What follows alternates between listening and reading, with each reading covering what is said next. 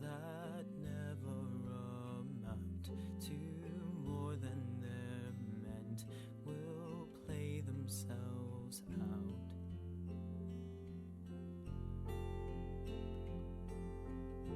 Take this sinking boat and point it home.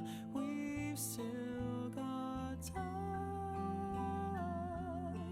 Raise your hopeful voice. You had the choice. You've made it now.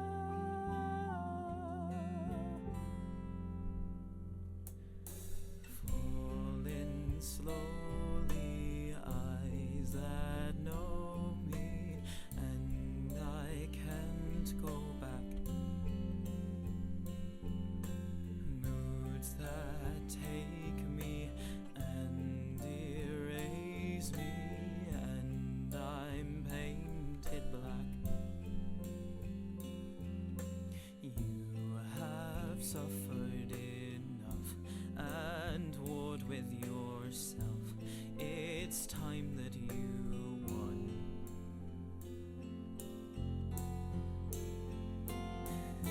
Take this sinking boat and point it home. We've still got time. Raise your hopeful voice. You had the choice. You've made it now.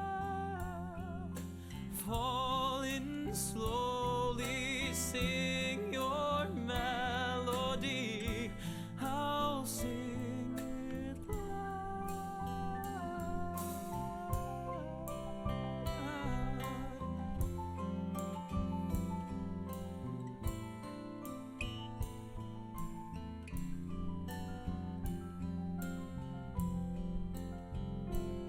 Take it all.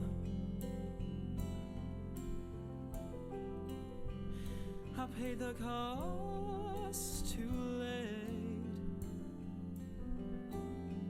Now you're gone.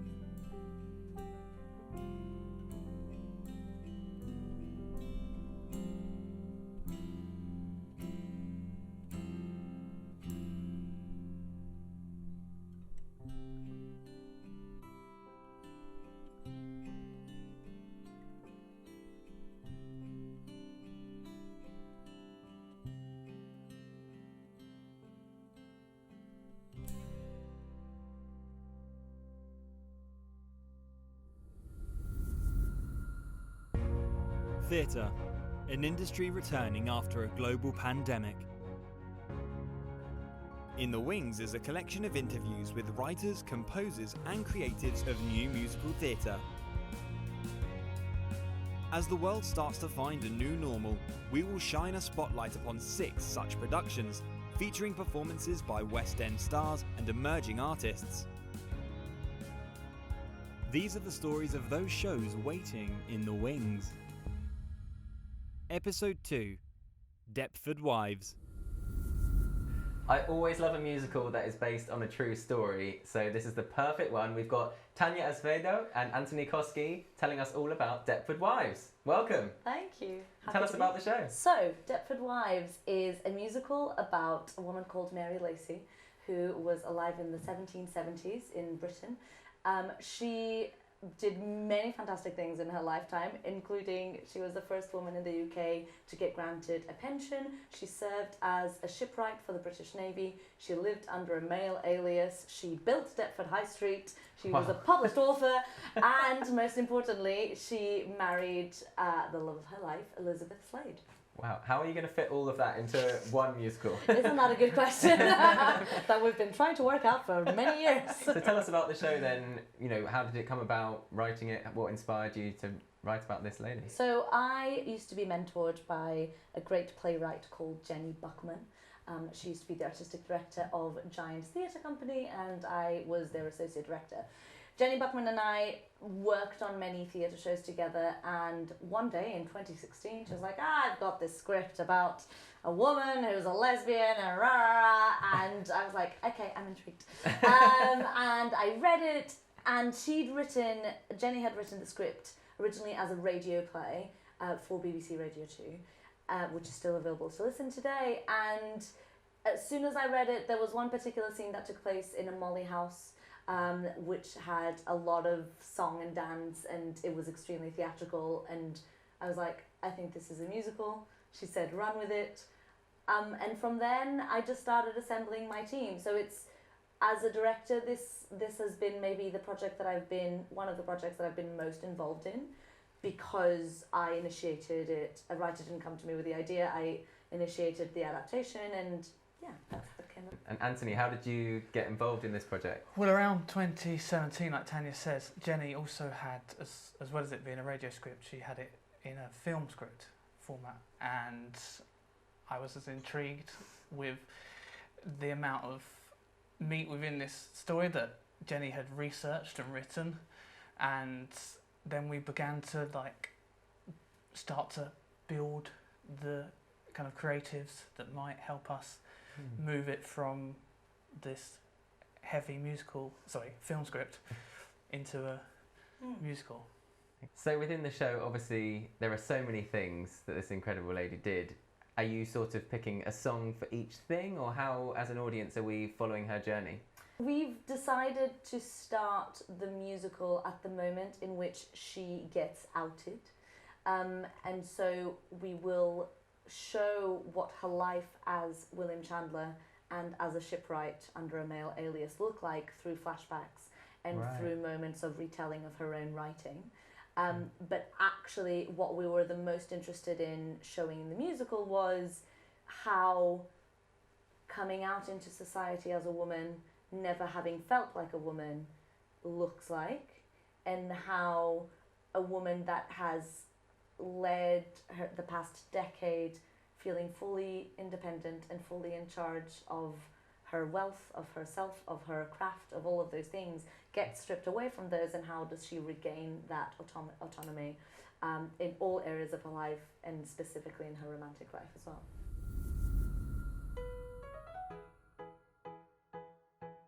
Susan says in marriage man and wife are one. Susan says the man is always right. Susan says respect your husband. Susan lives a perfect life, yet she loves twisting the knife.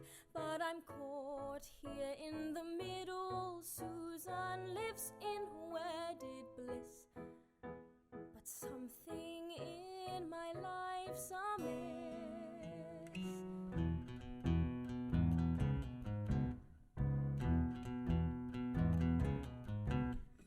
Listen out for the grandfather clock, it tells me time is passing and I'm still alive. A little daydream and I take stock, every day my mood takes a deeper dive. I wait for the sun to set, I wait for it to rise, dressed to perfection, but it feels like a disguise. And yet, that's about the size of my little life.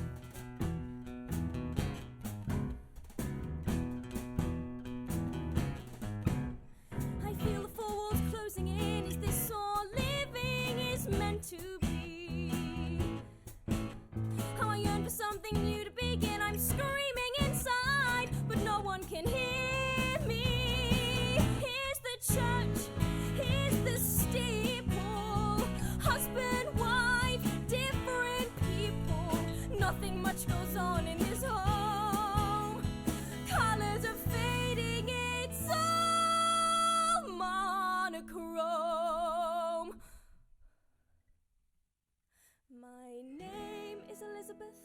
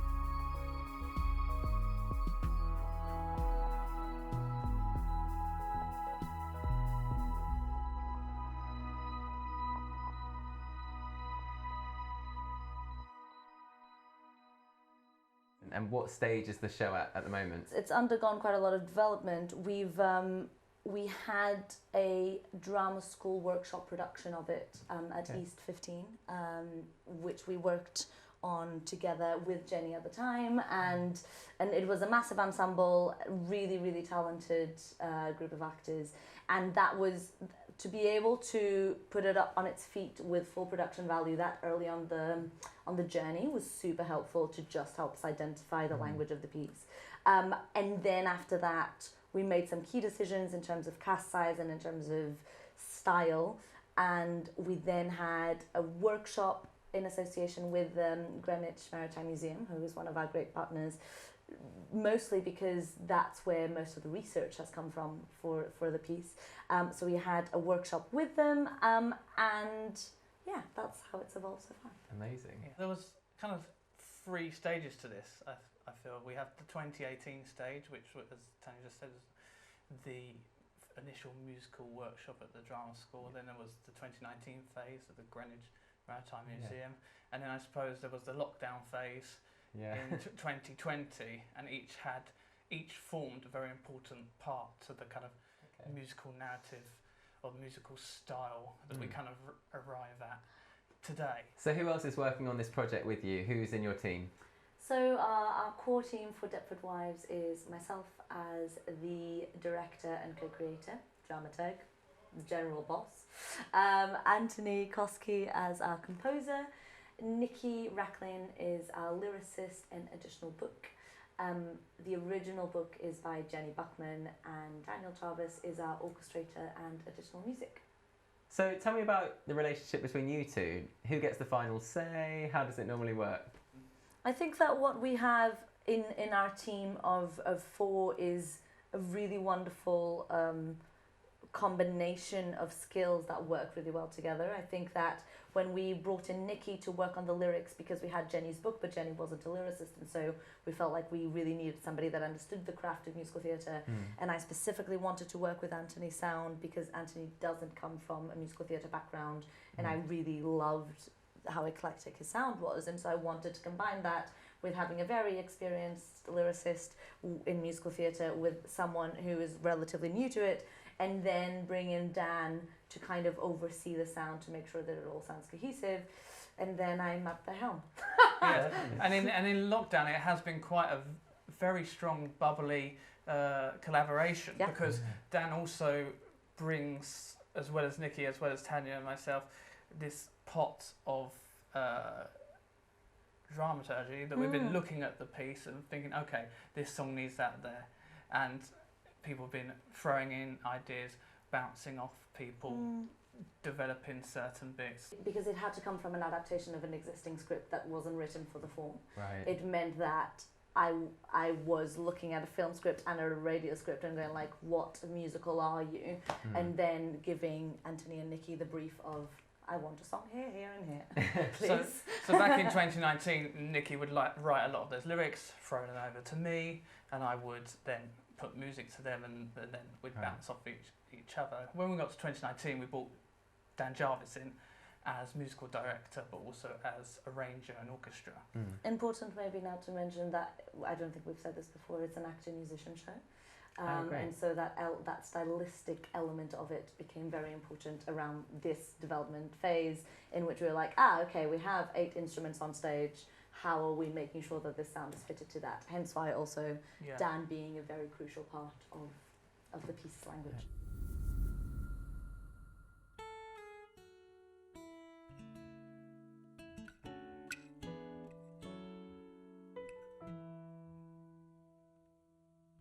Clever hands like quicksilver, steady touch wins me over.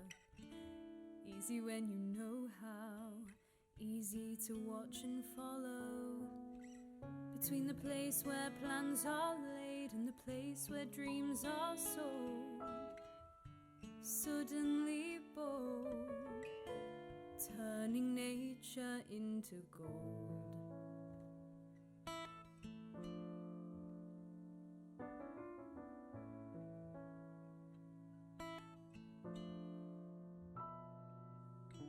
Mother Nature brings a gift, the sun comes out, the dark clouds lift.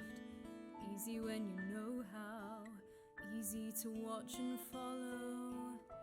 Between the place where steps are made and the place where fear's controlled, she's suddenly bold, and I'm watching her unfold.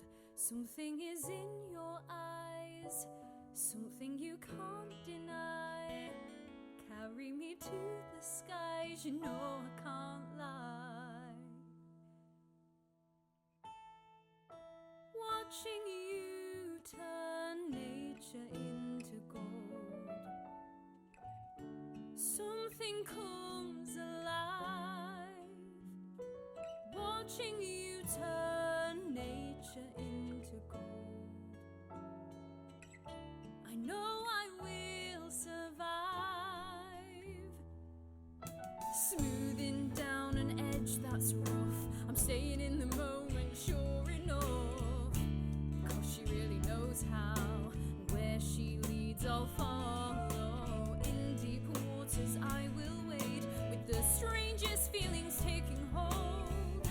I'm suddenly bold, turning nature into gold. Something is in your eyes, something you can't deny. Carry me to the skies, you know I can't lie. Watching you weave all the dreams I hold, I feel my life arrive. I'm watching you turn nature into gold. It makes me feel alive.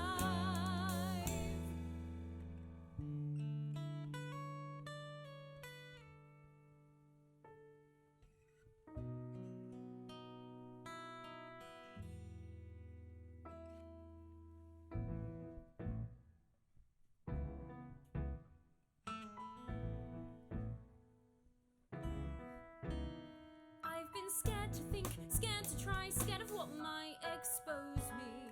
Steal a look, catch a glance, but don't look too long. Scared to feel, scared to know, letting all my lies close in around me. Hold it back, stay on track, but don't come unstrung. And when she's near, I feel my fears subside. Just watching you turn nature into gold, it makes me feel alive. Watching you turn nature into gold, I know I will survive.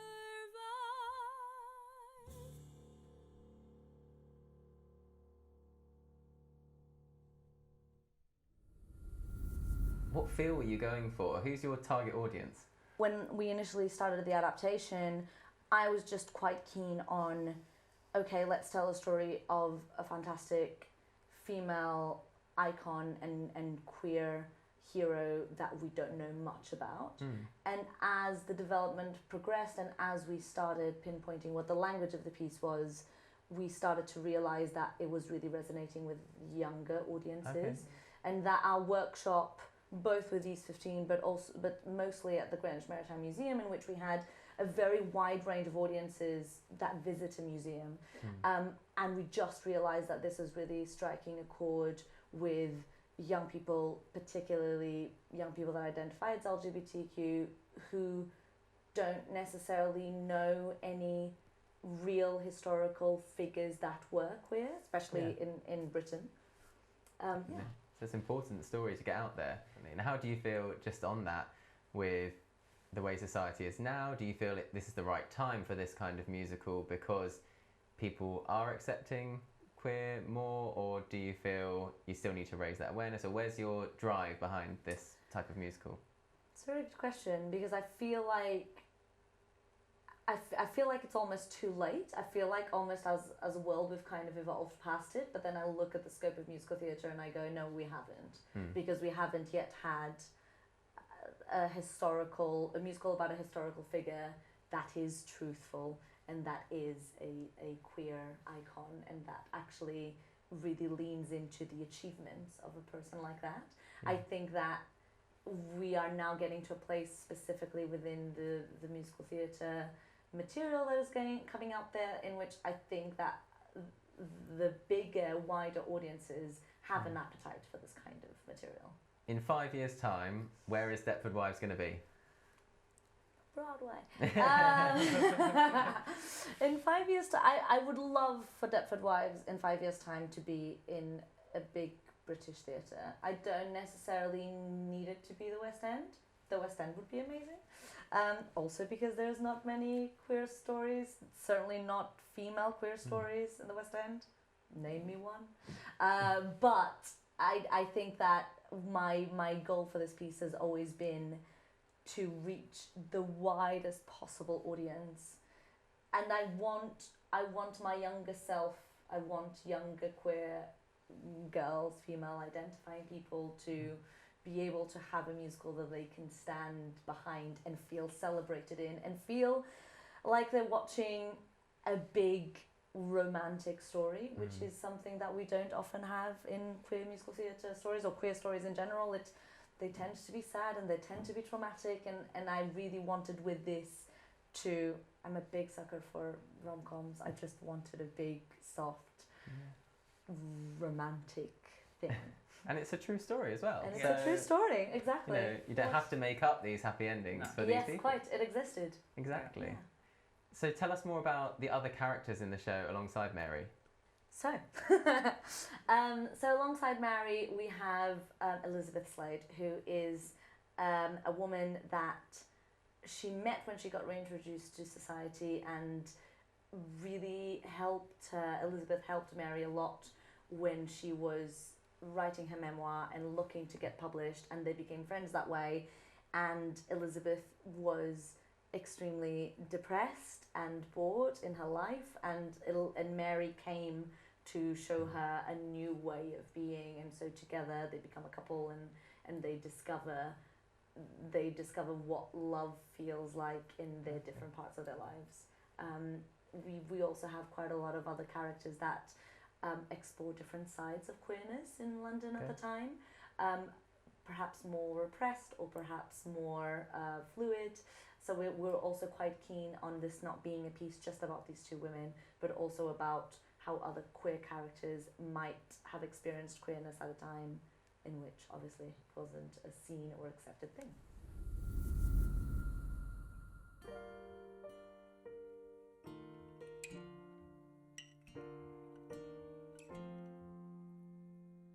I stare in the looking glass. What do I see there?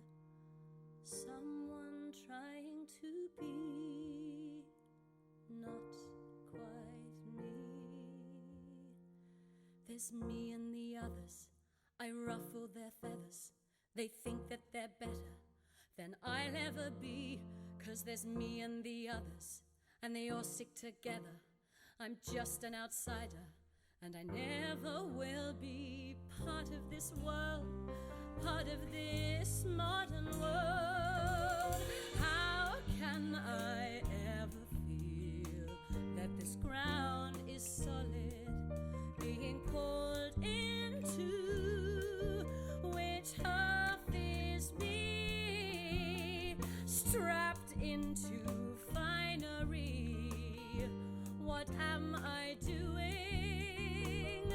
I miss life at sea. I'm not quite me. There's me and the others, and they all stick together. They think that they're smarter than I'll ever be. 'Cause there's me and the others. I ruffle their feathers. I'm just an intruder, and I never will be part of this world, part of this modern world. Roots can spread, branches grow tall, shoots can go green. Every flower will blossom, making me whole.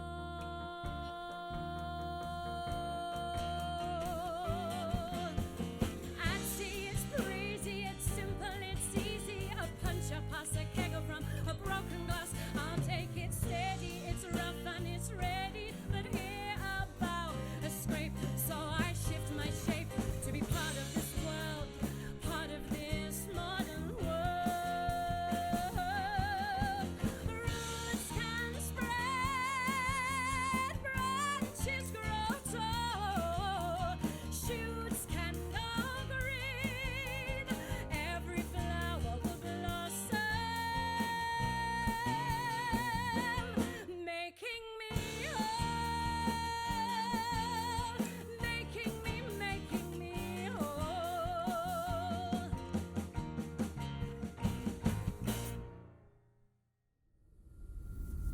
Tanya, you're so passionate about this story. Do you see yourself playing Mary in the first instance?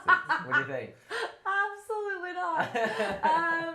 Well, the honest answer is that Mary is 100% the kind of woman I fancy, and that's really hard to just be like that profoundly in love with that character. No, I actually don't think that if I was still performing and there was a past of performance in me, I think I'd probably play an Elizabeth.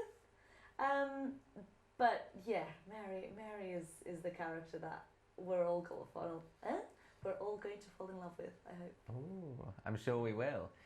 Now, obviously, as young writers, what would you advise somebody who was looking at creating their own musical? What would you give them as advice? My advice would be to make sure that the story you're writing is one that you're obsessed with. I think that the process is so long, and if you're not 100% in love with your lead character and the journey that they go on, and if you're not a little bit obsessed with all of the moments in the life of that character and in that story, you'll fall out of love with it. And I've felt that with some projects, that at the beginning I was like, yeah, this seems fun, and then 2 years later you're like, I don't like this anymore. And I think that having that level of passion for the content and the story would be my key advice. Thank you. And mine would be, from the new writing background, is to start, you have that blank page, the so-called writer's block, or inner self-doubts, or whereas, take that thing that you're truly passionate about and find a starting point, whether it's just simply writing a scene, write some lyrics, maybe there's no lyrics and it's music around the emotions of it. Having that first starting point, jump in. I like that. Well, thank you so much for speaking to us today. I'm sure all our viewers will be coming to watch next September. I know I will be. But for now, thank you so much, Tanya and Anthony from Deptford Wives. Thank you. Thank you.